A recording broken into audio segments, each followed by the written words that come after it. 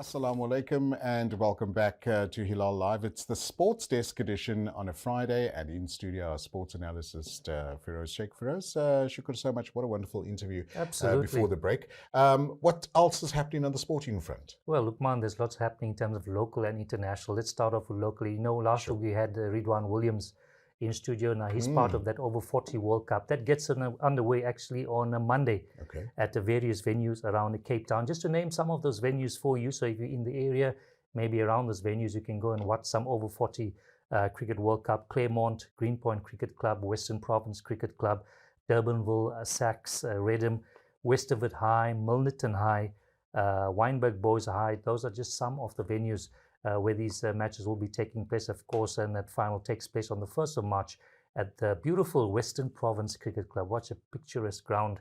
That is Lukman. It is. Now, that blazer ceremony takes place tonight in Rondebosch, so I'll be popping over there after the show just to see what's happening.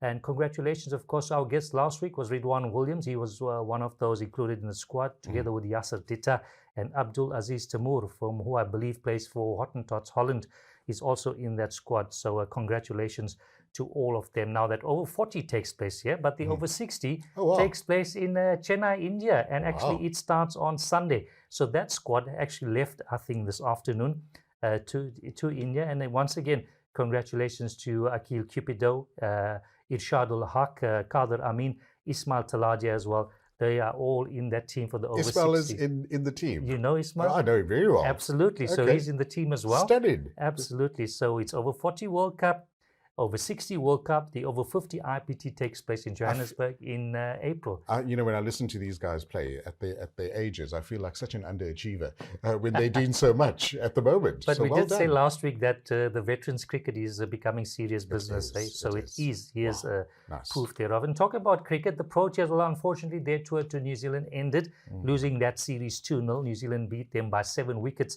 in that second test match in Hamilton to win that series 2-0. By the way, it's the first series win for New Zealand against South Africa. So I just want to ask you very quickly. I mean, our cricket's been in turmoil. Are there plans to reshuffle, reevaluate what the team's going to look like, and maybe pick some other players? Well, the reason why we basically have this team that's in New Zealand, well, the tour's over now, is because of the SA20. Right. So once the SA20, which is obviously finished now, we'll see a full-strength South African team coming to the fore in the next test series. Okay, inshallah. Inshallah. So I said a target of 267. The Black Caps have made 269 for 3. Kane Williamson again in brilliant form, making 133 not out in that second innings. We did have 100 on our side. Did one of our We have batsmen, David Bedingham. He's got 141 100, balls with 100, right? correct, Okay. in the South African second innings. So Okay. he did well there. And Kane Williamson, of course, 133 in that second innings.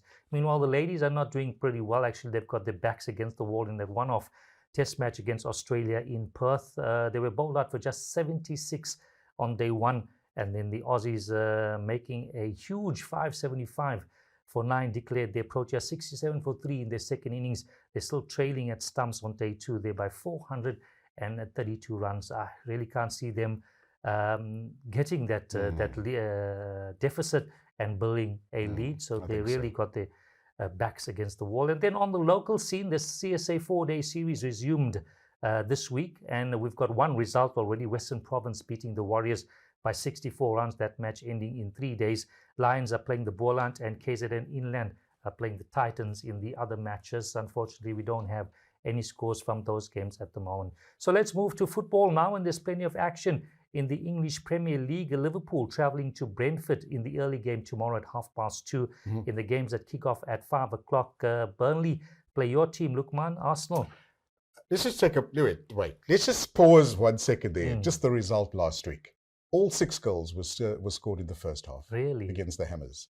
Against the Hammers. That's a massive achievement for Arsenal. So my team's looking good. Wish them all the best. I wish they carry on playing this good. We're about 5 points behind at the moment. There's a game in hand though. Yeah. We've got some pretty easy teams the next 5 games. So I'm hoping we get second or first. Inshallah, we'll see. Well, it's good to see. Like we said the last time, it's good to see a good Arsenal, a good Liverpool, It is. a good It is. Tottenham. Yeah. In the Premier League doing well. Absolutely. So that's good to see. Fulham will take on Aston Villa, Newcastle at home to Bournemouth, Nottingham Forest clash with West Ham, and Tottenham take on Wolves. City and Chelsea will play in the late game at 7:30. Two more matches on Sunday. Sheffield United playing Brighton at 4, while Luton are at home to Manchester United at 6:30. And of course, the DStv Premiership resumes tonight. SuperSport United plays Stellenbosch. That match starting at 7:30. Pick up the games tomorrow. Chipper hosting Cape Town City. Cape Town Spurs play Amazulu, and Mamelodi Sundowns clashing with Orlando Pirates. That's a big one, that one. Yeah, we were hoping that some of the Bafana players will be in the Sunday's game. We're going to talk about that just now as well. It's the Safa 11 versus the Palestinian guys as well. We're hoping that some of the, maybe Patrice is going to release some of the guys. Not sure. I don't think We're so. hoping, we got our fingers crossed. But let's just talk about that taking place. We know last week was a 1-0 win to the Safa Cape Town. And this week they take on the Safa 11. That's We're not correct. sure who the Safa 11 is. They haven't released a team as yet. Looking at the pictures as well, beautiful game. We were there. Crowd was approximately 12 to 15,000 people in attendance. Atmosphere was amazing. Palestinian team tried to convert in the second half, just too short. They actually in the second half had 17 shots at goal. Okay. 17 shots, and just going wide. Keeper was amazing. Defense, Western Province defense, Safa 11 was absolutely amazing as well. This Sunday is going to be a humdinger, and we've got the media team that versus the legends. The legends. There we go. So all the guys that used to play years ago, they're going to be taking on the media team. Absolutely. So the likes of your Zaid Omars and your Nick Feinbergs and all those guys are going to be playing. Now, fantastic. We're looking forward to that, and hopefully it'll be a better crowd this week. And the Palestinian team, let's hope that they're going to go one better this week. They've got something to prove. Absolutely. And I think they've had a sit down, they've acclimatized. Shame, they've been busy as well. They've been going around to various places in Cape Town, and the crowd is just warming up to them so amazingly. But if you intend going there, there's still plenty of tickets for sale. I mean, it says costing 120 Rand for the grandstand, 80 Rand for adults, 50 Rand for children and pensioners. And you can get them at the Astron Energy, Caltech Spas, and the Ticket Pros as well. So go get your tickets, and let's pack up Athlone Stadium to say farewell to the Palestinian team. And if you can't come to the game, and if you'd like to watch the game, you can log in via our website, www.hilaal.tv, and it's a pay-per-view. Part of the proceeds do go to Gaza as well, so look out for that. But you can view the game if you're anywhere in the world. Log on to our channel and our internet channel, and you can watch the game. And you can listen to you commentating and as well. you as well. We can listen to both of us commentating this week, inshallah. Inshallah. Now, of course, we'll be talking about the Comrades Road shows, and if you intend running that one, it's heading to Cape Town next week, the 21st of Feb, at the VOB Running Club at the Constantia Sports Centre. That starts at 7 o'clock. So if you intend running the Comrades, you're going to enter, you started training, maybe just go pop into that road show, and you'll learn a lot about the Comrades Marathon. This year's race takes place on Sunday, the 9th of June. That's it for this week, Lukman. Fantastic. Well, I tell you what, it's been such an amazing week of sport. And just coming back to the Palestinian game last week as well. Remember, these youngsters are sort of a B team, because the original team, or I shudder to say A team, some of the guys are still stuck in Palestine. They can't come out. So this team played in the Asian Cup. They ended up in the quarters, and then they came straight to South Africa. Did they end up in the quarters? Quarterfinal. Fantastic.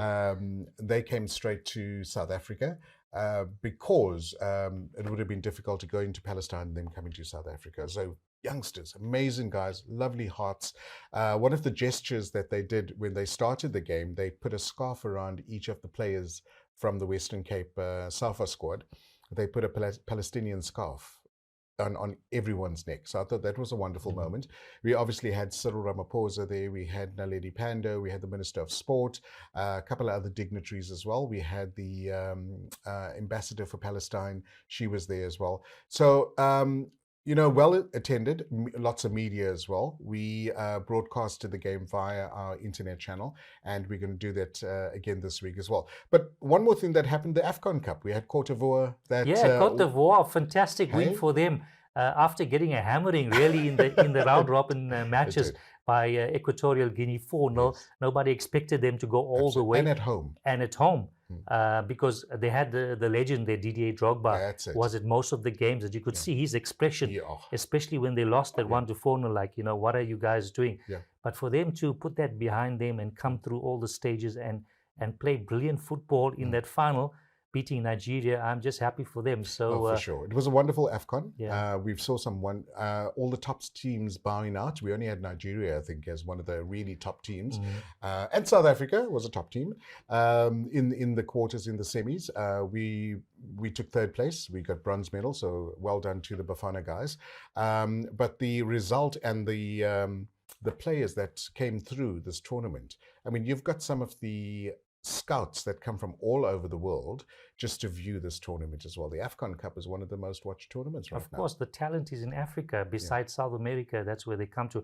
And let's congratulate Ronwen Williams, our goalkeeper, and Tebogo Mokoena, because they made the AFCON 11. That's it. Fantastic. So well done to them. And now we get back to the DSTV Premiership. Brilliant. So there we go. That's all the sport we have for you on the sports desk with our sports analyst, Feroze Shaik. We'll be back next Friday, but you can catch us this Sunday at the game. We'll be walking around saying hi to everybody, doing some interviews as well. So do look out. You can catch that on our live stream, www.hilaal.tv. From all of us in Cape Town, Sohail Barnes on technical, Feroze Shaik on sports desk, and myself, Lukman Shadrack. Have a wonderful weekend. Assalamu alaikum.